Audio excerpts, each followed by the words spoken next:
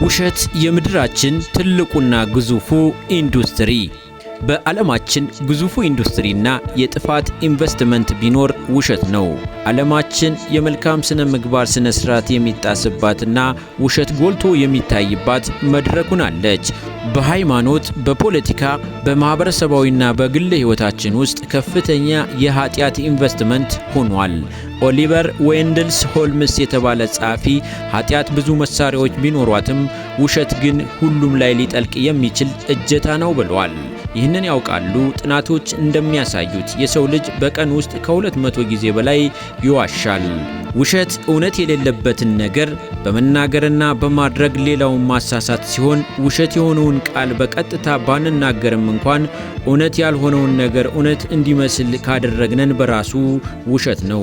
ውሸት የሚያቆስል ሰይፍ በመሆኑ የቤተሰብ አንድነትን ያፈርሳል፣ የመንግስት አስተዳደር መሰረትን ያናጋል። በውሸት ጻድቁ ናቡቴ ተገድሏል። ፈሪሳውያን ኢየሱስን አሰቅለዋል። ሶቅራጦስን መርዝ አስጠጥተዋል። ጁልየስ ቄሳርን ፓርላማ ውስጥ በጓደኞቹ አስገድለዋል። ጆን አርክ የተባለችውን የፈረንሳይ የነጻነት አርበኛን በእሳት አቃጥለዋል። ሐሰተኞች ጊዜ እስካገኙ ድረስ እውነትን ለመስቀል መቼም አይተኙም። እውነት ስለምን ትሰቀል?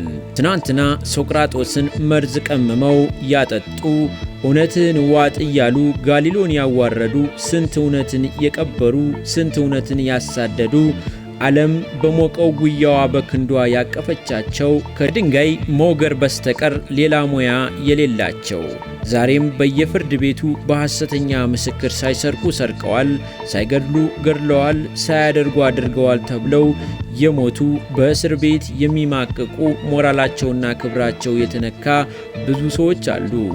ውሸት በበዛበት ቦታ ትክክለኛ ፍርድ የለም። ወንጀለኞች በነፃ ይለቀቃሉ፣ ንጹሐን ግን ያለ አግባብ ይፈረድባቸዋል።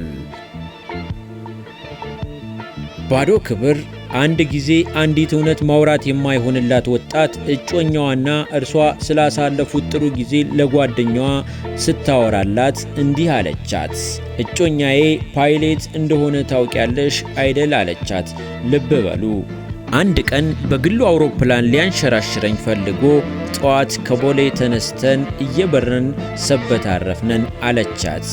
የምታዳምጠው ጓደኛዋም እንዴ አለችና ሰበታ አውሮፕላን ማረፊያ አለ እንዴ ትላታለች። ልጅቷም ውይ ሰበታ አልኩ እንዴ ወልቂጤ እኮ ማለቴ ነው በማለት ሸመጠጠች። አሁንም ጓደኛዋ አንቺ አሁንስ አበዛሽው፣ ወልቂጤ እኮ አውሮፕላን ማረፊያ የለም ብትላትም አይ አይደለም ተሳስቼ ነው ሱሉልታ ማለቴ ነው እኮ ብላ የውሸት ድፍረቷን ቀጠለች። በዚህ አይነት ብዙ ከተሞችን ስትጠራ ከቆየች በኋላ በመጨረሻም አላፈናፍን ያለቻት ጓደኛዋ ዛሬ በሰማይ ላይ ስትበሪ ትቆያለሽ እንጂ አታርፊያትም ብላ ቀለደችባት። አንዳንድ ጊዜ ብዙ ሰዎች የመዋሸት ምክንያት ሳይኖራቸው ዝም ብለው የሚቀጥፉበት አጋጣሚ አለ። መዋሸት ግን ከመከበር ይልቅ ያዋርዳል። በሰዎች ዘንድ ከፍ ከመደረግ ይልቅ በተቃራኒው ፍርሃትንና ሀፍረትን ያከናንባል። የሰው ክብሩና መመዘኛው እኔ እንደዚህ ነኝ፣ እንዲህና እንደዚህ አይነት ሀብት አለኝ የሚለው ባዶ ክብር አይደለም። ብዙ ጊዜ እንደዚህ አይነት የውሸት ተግባራት ከመከበር ይልቅ ውርደትን ያመጣሉ። በውሸት ራሳችን ከፍ ስናደርግ ባዶነታችን ማሳየታችን እንደሆነ ማወቅ አለብን።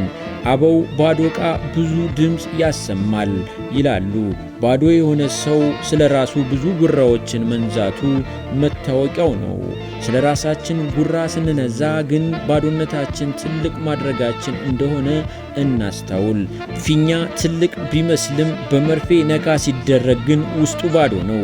ሐሰተኛ ሰውም እንደ ፊኛ ራሱን ከፍ ቢያደርግም አንድ ቀን በእውነት መርፌ ሲነካ ባዶ መሆኑ ይገለጥበታል።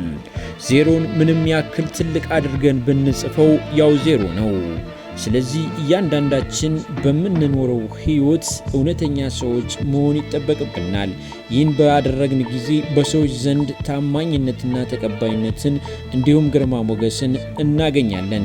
ለሕሊናም ጥሩ እርካታዎችን የምናገኝ ይሆናል። ውድ ተከታታዮቻችን አብራችሁን ስለቆያችሁ እጅግ አድርገን እናመሰግናለን።